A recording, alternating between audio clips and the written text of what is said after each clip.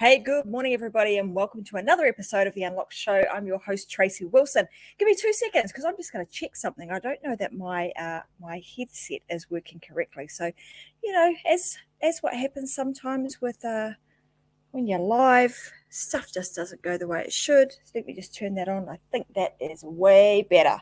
Anyhow, welcome to today's show. In today's episode, I want to talk about being a guest on other people's podcasts. And for some of you, you might have been sitting around thinking, gosh, I need to get the word out about my business. And I was looking through my Facebook just this morning, actually, and I saw some really good friends of mine who have opened up new businesses in New Zealand, actually. And they were talking about what they're having to do to get people to come into their businesses. And it kind of dawned on me that, you know what, we've got this amazing tool at our fingertips that we can use on the regular, which is either doing live shows like this, because it's pretty darn simple when you know the tools, the resources that you need and how to do it. And then secondly, how to be a guest on other people's podcasts is a fantastic way of being able to get your skills, your expertise, and your knowledge out to a much wider audience, and even your products and your services if you want to jump on to various different podcasts and start talking about those. And if you think about it, nowadays there are podcasts on all kinds of topics. If you think you're in a business that, maybe a podcast is not right for you, think again. Go and have a bit of a look in Apple Podcasts or Stitcher or any of those places, and you will find podcasts on all kinds of topics. That being said, that provides a huge amount of opportunity for you guys to jump in and start talking about your skills, your expertise, and your products. Do you necessarily have to go the full hog and create your own podcast or your own show like this? No, you don't. You can start out by simply being a guest on other people's podcasts. So make it really, really easy on yourself. Now, to do this, I often get people asking me, well, what do I need to do? How do I need to prepare myself to make myself, put myself in the best possible position that I would be a great host? Let me just check. I'm just making sure. Yeah. And I'm just making sure that you guys can actually hear me, and then I'm getting comments through. So anyone that's watching now, you guys know that this is live. You can comment to me, and thanks guys, because I'm seeing those comments come through. And someone's saying there are over 450,000 podcasts. There are an enormous amount of podcasts and new ones coming to your ears on the regular. So that being said, when you've made the decision to say, hey, I actually am ready, I want to be a guest on other people's podcasts, what do I need to do? What other things do I need to do to prepare myself to be a guest? The first one I've kind of just covered. It is making the mental, shift that you are going to be a guest on other people's podcasts. So you need to make that mental shift and get yourself mentally prepared to be a guest on other people's podcasts. The next thing you want to think about is, if you are going to be a guest on other people's podcasts, why do you actually want to do that? What's the purpose of doing it? And a lot of people would say, as I just mentioned at the beginning, you might be thinking, how do I get more information out about my products and my services? So the immediate thing that most people think of when I ask them this question is, I want to try and sell more of my stuff.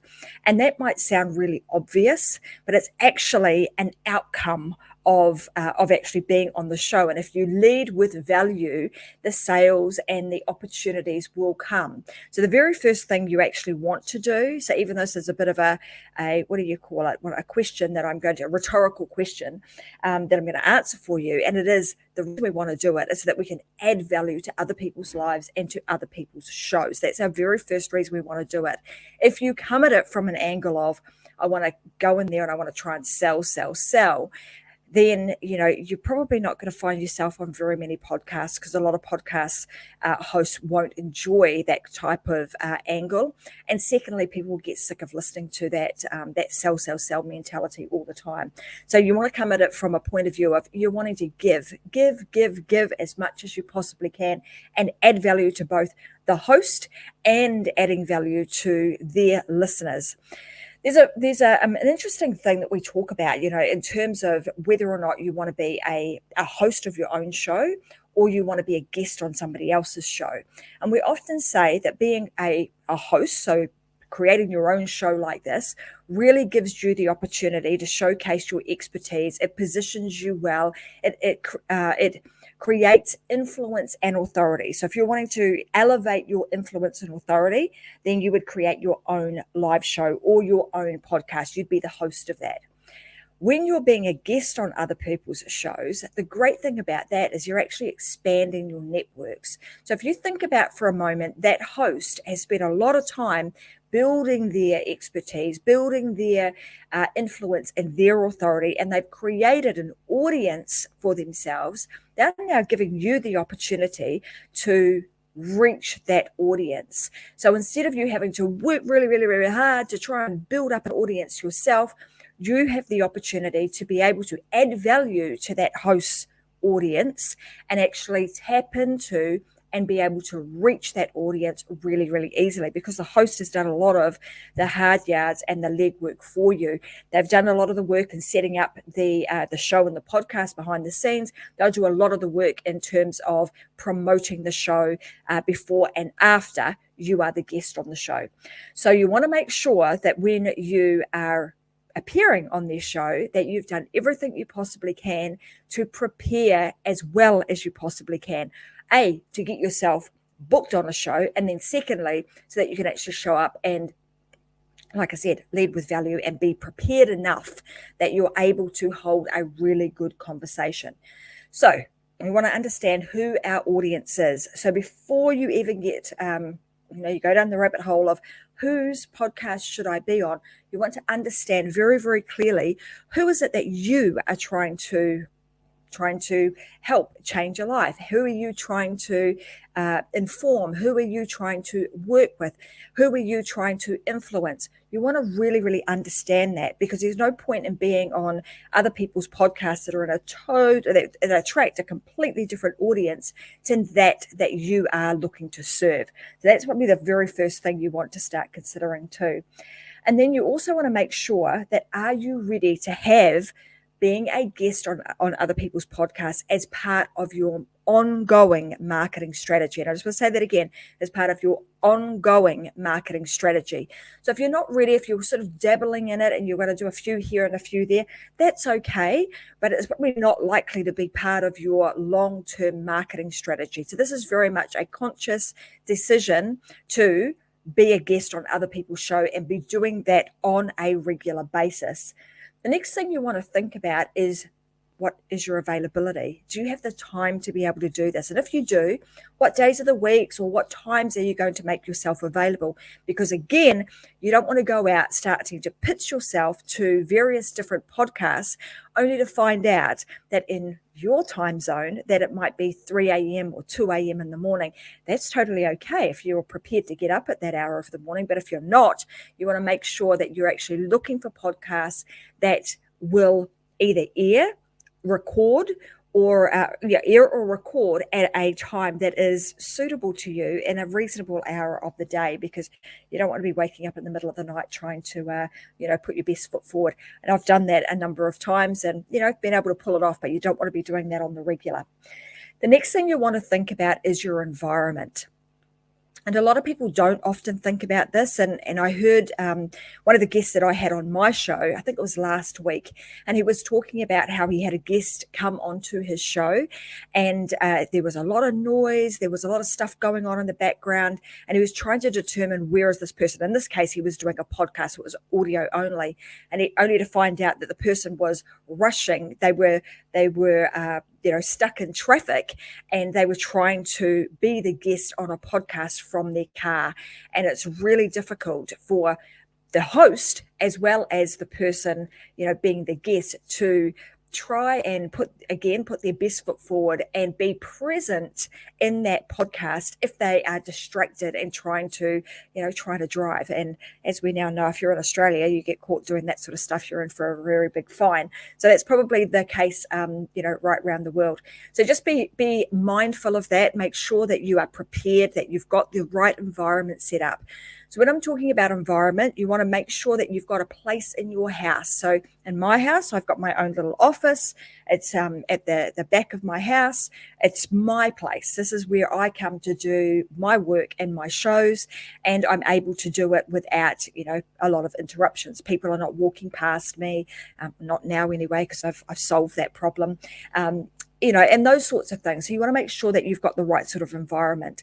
The other thing that you want to think about is your background. So do you have to have anything fancy? Do you have to go out and, buy yourself this really, fancy background? No, you don't. You might just want to put, a nice bookcase in the background, some flowers, a few, a nice color on the wall, whatever it is that you're going to do. Just make sure that it's well organized in the back, because again, you might think that's quite trivial, but particularly if you're doing a live show or a video show, what's going on in the background can be extremely distracting and can take away from what you are speaking about. So you just want to make sure that you're that is the case. Sometimes it can add to the humor of the show.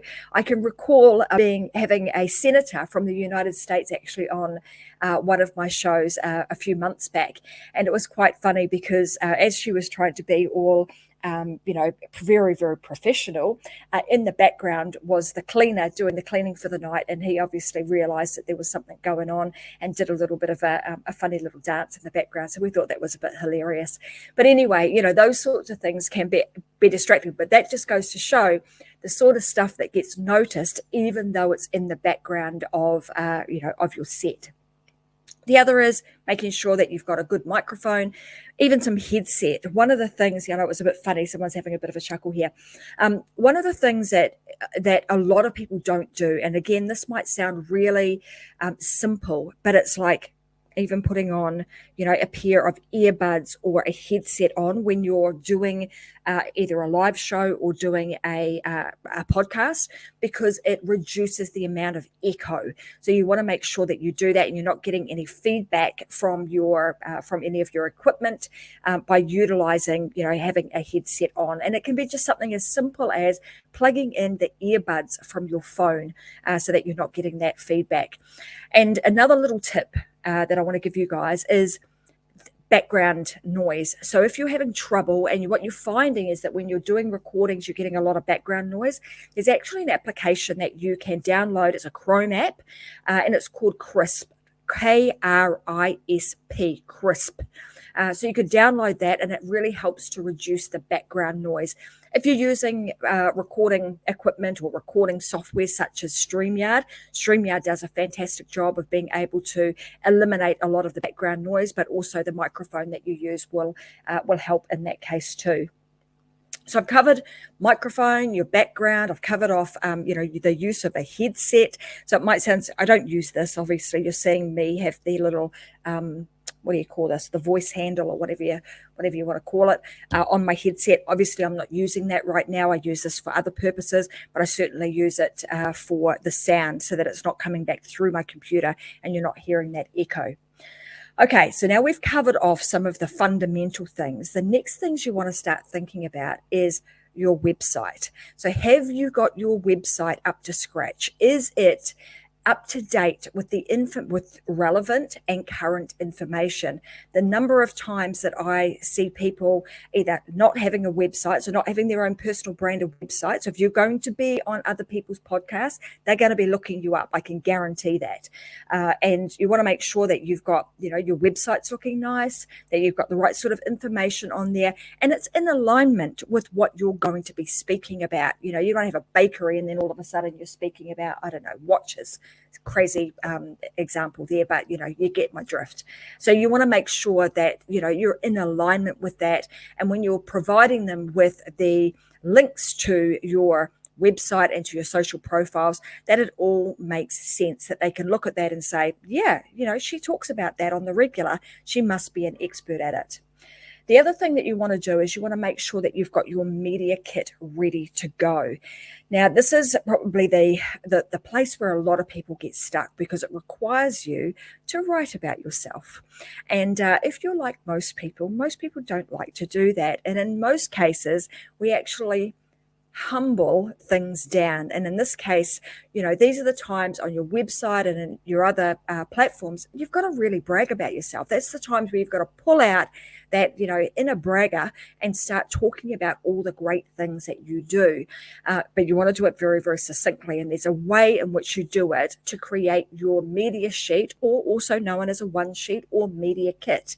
So what do you need to have in this media kit? Very, very simple. And I'm going to give you guys a tool today that you can download, and I'm going to give you a document which runs through everything that you should have on your media kit, and then also a template. So it's just a plug, fill in the gaps, plug and play kind of template that you can use that will help you get your media sheet up to date and get you ready so that you can be an amazing guest on other people's podcasts. So what sort of stuff do you need to have on there? Like I said, it's one sheet, so you don't have loads and loads of room to be able to write lots of stuff. So it's very succinct. First thing you want to talk about is, who are you? What about you? Why should they have you on their show? What makes you so special? What makes you qualified to speak about what you're going to be speaking about? And at the top, you might even want to have some form of tagline, right? So again, in the template that I provide you and in the information I give you, when you go and download it, it's got a lot more tools, and we'll walk you through how to do this very simply. The next thing you want to do is, I always think it's nice to have your mission on there. Like, what are you trying to do? What change is it that you are trying to create in this world? Why are you doing what you do? So, a few sentences, a paragraph about your mission is always nice to have on there. The next thing that you want to start thinking about is you want to get together at least 1 to 6 speaking topics, right? So you might speak about, if you have a particular genre that you talk about. So for example, the Unlock Show, right? So I talk about creating your online business. I talk about podcasting and creating your own show. I talk about elevating that with influence and authority by creating your own book. So there's kind of 3 different things that I talk about, but they're all in alignment, all in the same category of creating a freedom-based lifestyle. So if you can think about it from that perspective, what is it that you do? And I know my good friend Vicky Helm, whenever she's doing this, when she's writing books, she talks about the nutshell message. So it's kind of like, what do you do? Pull it all together, put it in a nutshell, and allow your potential person who's going to be booking you to understand what it is that you do really quickly. So put together 1 to 6 speaking topics. Makes it super, super simple for the host to actually get you booked, but then also to come up with a subject that they are going to, or a title for the show. The easier you can make it for a host to book you, the more bookings you're going to get, the more shows you are likely to be on. Aside from, you must get on there and do a really good job, of course. So this is about getting booked in the first instance. So make it really, really easy on the booking agent and also the show host by providing them with these things. So 1 to 6 topics that you can speak on. The next you want to think about is, do you have frameworks, methods, or formulas? So if you haven't already created these, I talk about these a lot with my students, coming up with proprietary formulas, methods, and frameworks, because when you can create that, it makes it really, really simple, A, for you to be able to teach it, but secondly, for you to be able to recall the information and be able to speak about it again easily. And you'll hear me talk a lot about, frameworks, the methods and formulas, because they thread throughout all of those 3 things that I've spoken about: how to create your online programs, how to create your own show, how to create your own books. They get threaded throughout all 3 of those things. So they're super important. So just really take a moment to think about those. How do you make something proprietary? You create your own special formula, your own method, and your own frameworks, right? So you want to make sure that you've got those, because it makes it easy again for you to be able to talk about those. Makes them also a little bit intriguing. People are interested. If I said to you, hey, do you want to hear about the ACE method, or do you know what the ACE method is? Most people would say, no, I don't know what that is, but I'm intrigued. What is the ACE method? And so then that gives you the opening to be able to continue to chat and talk about that and continue to add value. Then you want to also think about 10 questions that you would be ready to answer.